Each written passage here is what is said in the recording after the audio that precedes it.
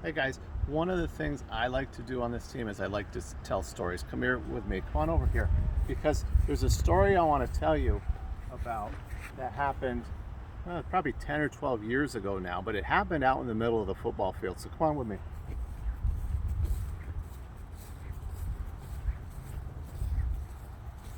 I can't show you exactly what I saw that day, but when I pulled up for school that day, I could hear screams coming from the football field.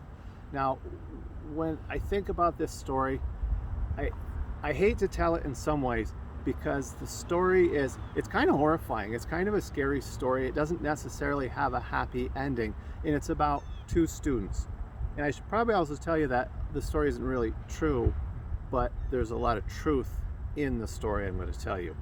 So I heard screams on the football field, and obviously I went to try and figure out where these screams were coming from.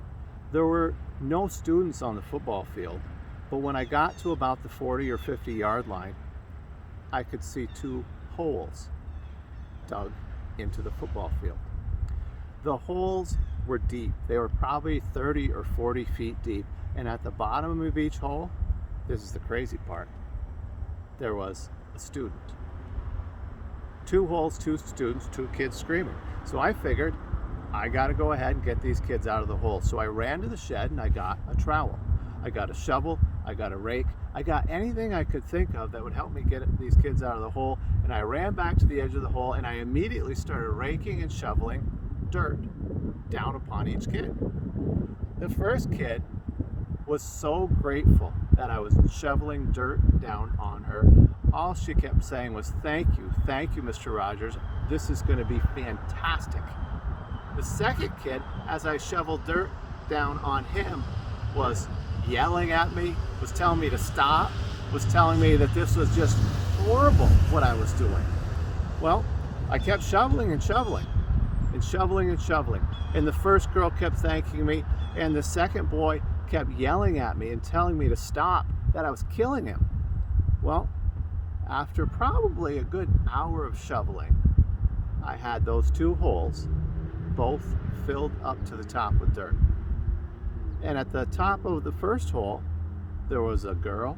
She was thankful. She was smiling. She was brushing the dirt off of her that I had scooped into that hole, and she went on to have a good day. The other student was nowhere to be seen because as I threw dirt in on him, he wouldn't brush it off. He wouldn't stand on the dirt. He kept letting it pile up until he was buried alive. The reason I tell this story is we see two kinds of kids. A lot of times on this team, we see kids who are willing to brush their dirt off that we shovel on them and stand on top of it. And we also see kids who scream about the dirt we're shoveling on them and they get buried alive. So what I want you to do now is I want you to think about, what does the dirt represent? What does it stand for? How is it that as teachers, in a way, we're shoveling dirt on you? How does that dirt help you? Talk it over.